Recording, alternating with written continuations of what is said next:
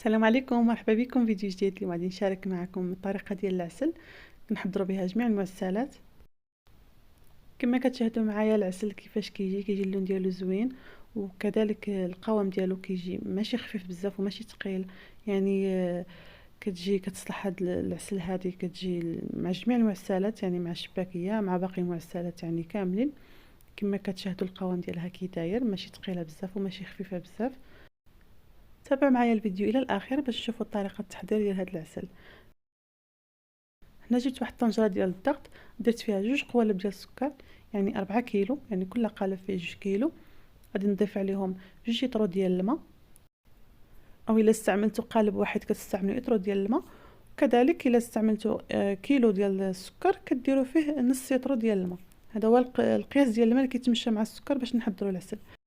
بالنسبه للسكر نتوما الا بغيتوا تهرسوه وعاد تكبوا عليه الماء، انا خليته هكا كامل باش حتى نتوما يبان لكم يعني القياس اللي درت. بالنسبه انايا درتو مباشره فوق البوطه، لان صافي كي تفكرت وبغيت نديرو صافي درتو مباشره، يعني مبغيتش عاد نتسنى. نتوما الا كان معكم الوقت وبغيتو تذوبوه يعني من قبل ممكن، ما كاينش شي اختلاف في النتيجه. انا جربتهم بجوج، يعني سبق لي درتهم ذوبت السكر يعني من قبل، يعني خليته يذوب على خاطر عاد طيبته، وكذلك درت هاد الطريقه هذه، يعني ما كاينش شي اختلاف في النتيجه. صافي كما قلت لكم كتبقاو ديروه تخليوه هو كيذوب، نتوما كتحركوا الماء يعني كيسخن وداك السكر كيذوب. ملي كتبدا تطلع الغليه في الطنجره صافي كتلقى السكر داب، يعني صافي كتضيف نضيفوا عليهم 3 ديال عودات القرفه مع واحد 5 ديال الدوائر هكا ديال الحامض ما يكونش مقطع رقيق، يكون تقريبا واحد نص سنتيم هكا مقطع، يكون غليظ شويه كما كتشاهدوا معايا. وكذلك البرتقال، يعني نحيدو من هذاك العظم وكنديرو هكا دوائر حتى هو بحال الحامض، يعني واحد تقريبا واحد 6 ديال الدوائر، يعني البرتقال اكثر من الدوائر ديال الحامض.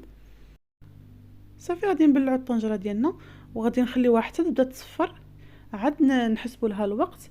بالنسبه للوقت كندوز 45 دقيقه. النار تكون متوسطه، ما تكونش مهيله وما تكونش مجهده. كما غادي تشاهدوا معايا، يعني النار على حسب البوطه ديالكم تكون متوسطه. صافي وكنخليوها نحسبوا لها 45 دقيقه. من بعد ما دازت 45 دقيقه كنتحصلوا على هذه النتيجه. كما كتشوفوا كيصبح اللون ديالو بني من الداخل، يعني ومن يعني القشره ومن الداخل ديال الحامض والبرتقال كيصبح اللون ديالهم بني. نتوما الا لقيتوه باقي عاد يعني ما وصلش لهاد المرحله هذه، عاودوا زيدوه واحد 5 دقائق وعاد حلوا عليه. صافي انا بديت نصفي داك الدوائر ديال الحامض والقرفه مباشره. غادي نضيف المسكه الحره. بالنسبه للمسكه الحره درت تقريبا واحد 3 ديال الحبات هكا، دقيتهم هكا مزيان وصافي ودرتهم في العسل. كذلك غادي نضيف واحد نص كاس ديال الماء زهر، يعني غير نص كاس، يعني حتى لاخر لحظه. صافي غادي كما قلت لكم درت داك شويه المسكه الحره وهاد نص كاس ديال الماء زهر، كيعطي واحد المذاق رائع للعسل، كيجي فيها واحد المذاق زوين صراحه وكيتواتى مع جميع المعسلات. صافي من بعد ما درتهم كنشعل البوطه على العسل ديالي وكنخليوها تطلع فيها الغليه بحال هكا. كما كتشوفوا الغليه كتطلع بهاد الطريقه هذه، ومنين كنحركها بحال اللي كتبغي تفيض، وديك الكشكوشه اللي كتطلع كيكون اللون ديالها هكا قهوي. صافي كي تحصلوا على العسل بهاد النتيجه هذيك صافي كتعرفوها بلي راه طايبه وراها واجده.